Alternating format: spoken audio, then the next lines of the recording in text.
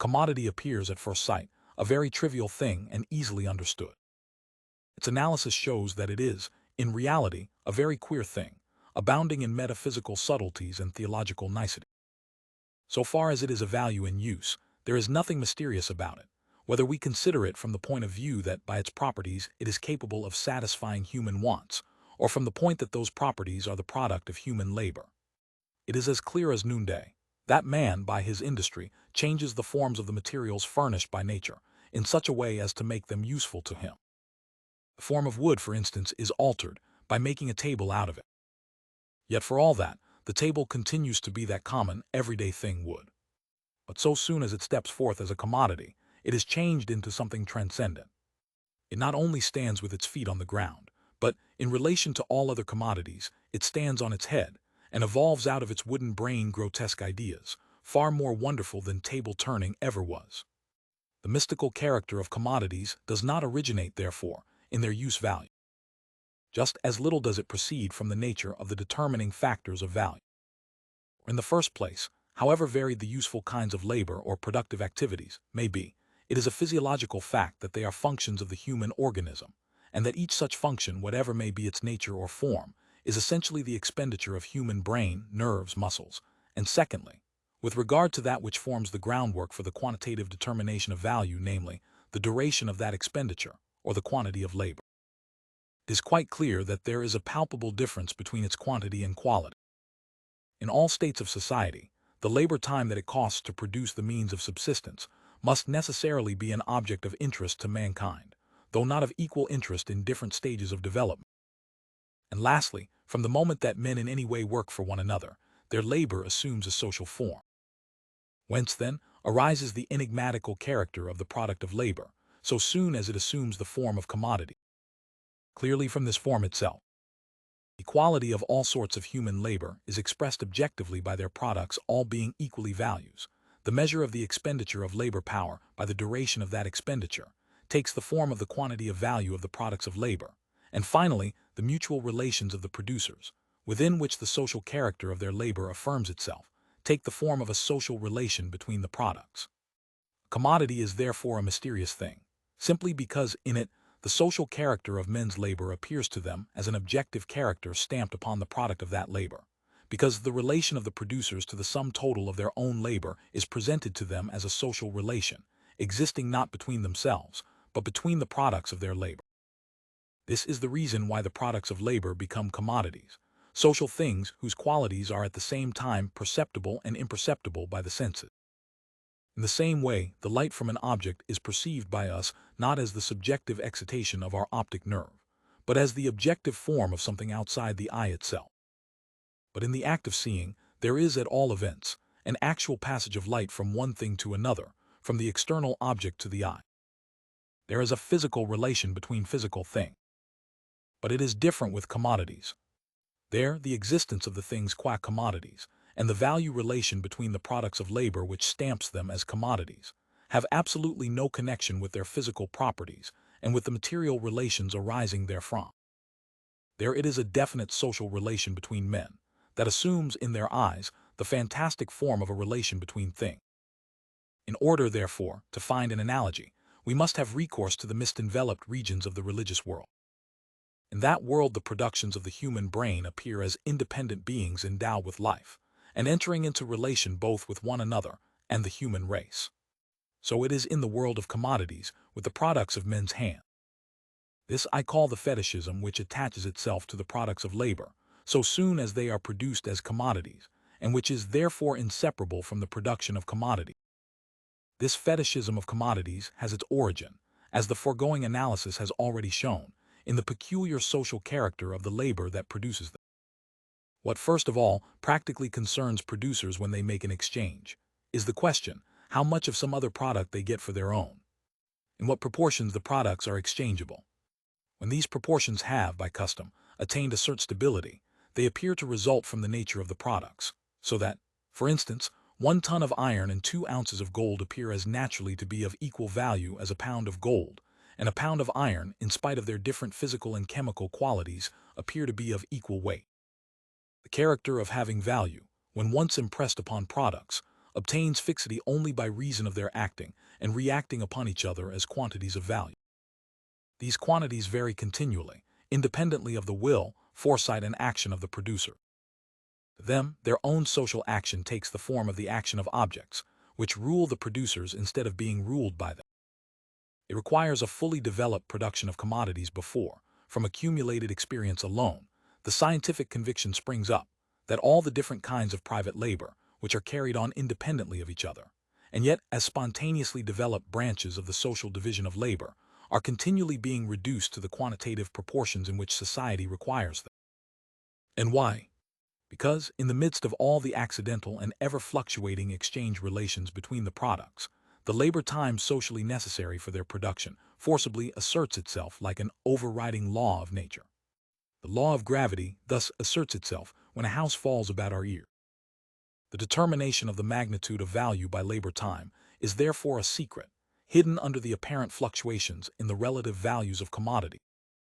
Its discovery, while removing all appearance of mere accidentality from the determination of the magnitude of the values of products, yet in no way alters the mode in which that determination takes place. Man's reflections on the forms of social life, and consequently, also, his scientific analysis of those forms, take a course directly opposite to that of their actual historical development. He begins, post festum, with the results of the process of development ready to hand before him. The characters that stamp products as commodities, and whose establishment is a necessary preliminary to the circulation of commodities, have already acquired the stability of natural, self-understood forms of social life, before man seeks to decipher, not their historical character, for in his eyes they are immutable, but their meaning. Consequently, it was the analysis of the prices of commodities that alone led to the determination of the magnitude of value, and it was the common expression of all commodities in money that alone led to the establishment of their characters as values. It is, however, just this ultimate money form of the world of commodities that actually conceals, instead of disclosing, the social character of private labor and the social relations between the individual producer. When I state that coats or boots stand in a relation to linen, because it is the universal incarnation of abstract human labor, the absurdity of the statement is self-evident. Nevertheless, when the producers of coats and boots compare those articles with linen, or, what is the same thing, with gold or silver, as the universal equivalent, they express the relation between their own private labor and the collective labor of society in the same absurd form. Since Robinson Crusoe's experiences are a favorite theme with political economists, let us take a look at him on his island. Moderate though he be, yet some few wants he has to satisfy, and must therefore do a little useful work of various sorts, such as making tools and furniture, taming goats, fishing and hunting. Of his prayers and the like we take no account, since they are a source of pleasure to him, and he looks upon them as so much recreation. In spite of the variety of his work, he knows that his labor, whatever its form, is but the activity of one and the same Robinson, and consequently, that it consists of nothing but different modes of human labor. Necessity itself compels him to apportion his time accurately between his different kinds of work. Whether one kind occupies a greater space in his general activity than another depends on the difficulties, greater or less as the case may be, to be overcome in attaining the useful effect aimed at. This our friend Robinson soon learns by experience, and having rescued a watch, ledger, and pen and ink from the wreck, commences, like a true-born Briton, to keep a set of books. His stockbook contains a list of the objects of utility that belong to him, of the operations necessary for their production, and lastly, of the labor time that definite quantities of those objects have, on an average, cost him. All the relations between Robinson and the objects that form this wealth of his own creation are here so simple and clear as to be intelligible without exertion, even to Mr. Sedley Taylor. And yet those relations contain all that is essential to the determination of value. Let us now transport ourselves from Robinson's island, bathed in light, to the European Middle Ages shrouded in darkness. Here, instead of the independent man, we find everyone dependent, serfs and lords, vassals and suzerains, laymen and clergy. Personal dependence here characterizes the social relations of production, just as much as it does the other spheres of life organized on the basis of that production. For the very reason that personal dependence forms the groundwork of society, there is no necessity for labor and its products to assume a fantastic form different from their reality. They take the shape, in the transactions of society, of services in kind and payments in kind. Here the particular and natural form of labor, and not, as in a society based on production of commodities, its general abstract form is the immediate social form of labor. Compulsory labor is just as properly measured by time as commodity-producing labor, but every serf knows that what he expends in the service of his lord is a definite quantity of his own personal labor power. The tithe to be rendered to the priest is more matter of fact than his blessing.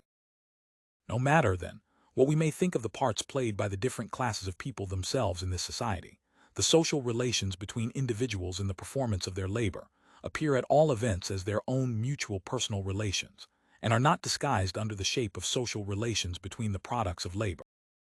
For an example of labor in common or directly associated labor, we have no occasion to go back to that spontaneously developed form which we find on the threshold of the history of all civilized races. We have one close at hand in the patriarchal industries of a peasant family that produces corn, cattle, yarn, linen, and clothing for home use. These different articles are, as regards the family, so many products of its labor, but as between themselves they are not commodities. The different kinds of labor, such as tillage, cattle tending, spinning, weaving, and making clothes, which result in the various products, are in themselves, and such as they are, direct social functions, because functions of the family which, just as much as a society based on the production of commodities, possesses a spontaneously developed system of division of labor. The distribution of the work within the family, and the regulation of the labor time of the several members, depend as well upon differences of age and sex, as upon natural conditions varying with the season.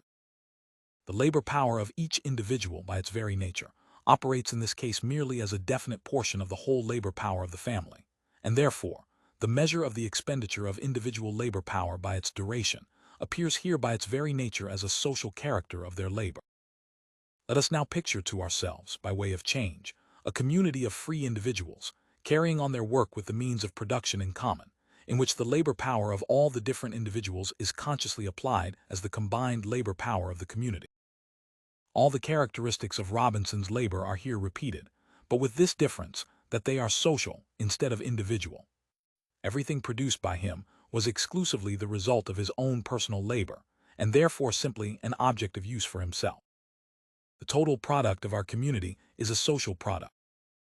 One portion serves as fresh means of production and remains social, but another portion is consumed by the members as means of subsistence.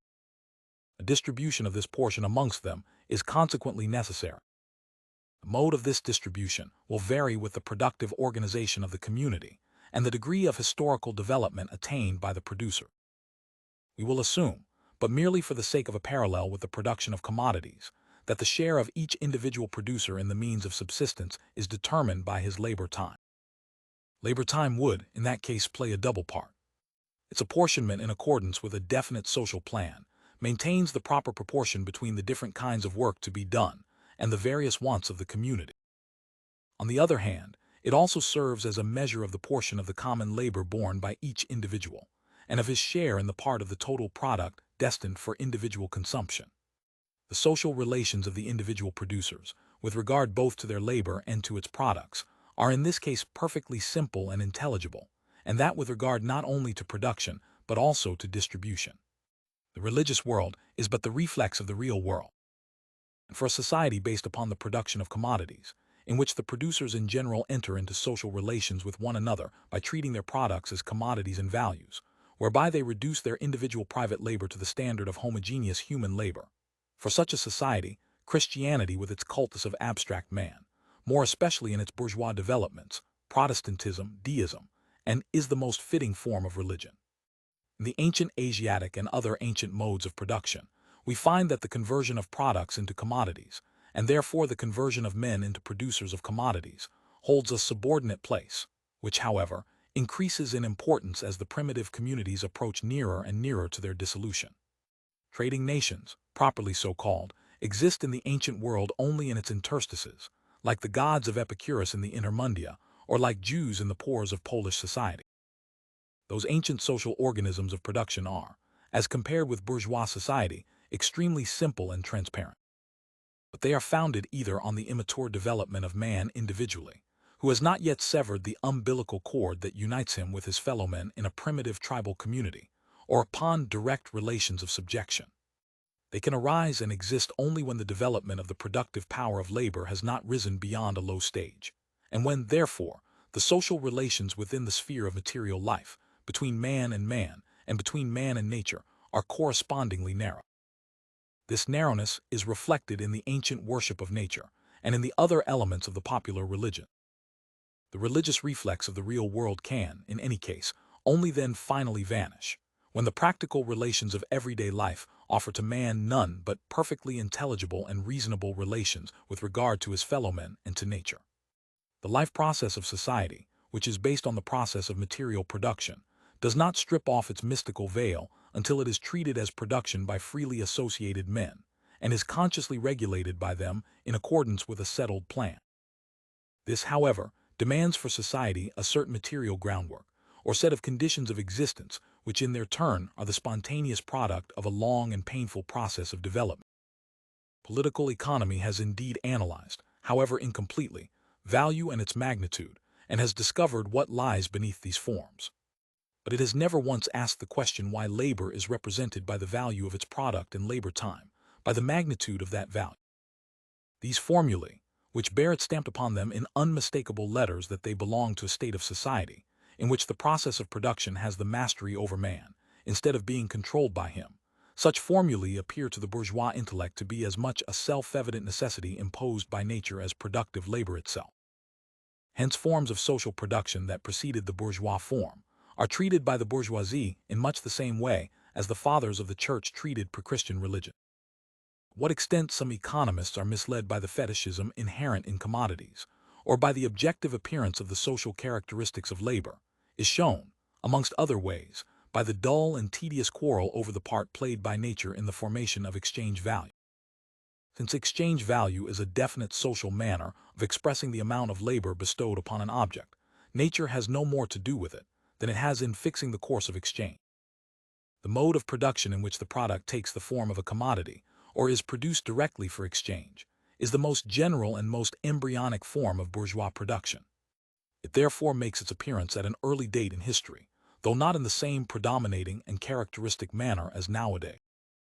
Hence its fetish character is comparatively easy to be seen through. But when we come to more concrete forms, even this appearance of simplicity vanishes. Whence arose the illusions of the monetary system. To it gold and silver, when serving as money, did not represent a social relation between producers, but were natural objects with strange social property. And modern economy, which looks down with such disdain on the monetary system, does not its superstition come out as clear as noonday, whenever it treats of capital? How long is it since economy discarded the physiocratic illusion that rents grow out of the soil and not out of society? But not to anticipate, we will content ourselves with yet another example relating to the commodity form. Could commodities themselves speak, they would say, our use value may be a thing that interests men. It is no part of us as objects. What, however, does belong to us as objects is our value. Our natural intercourse as commodities proves it.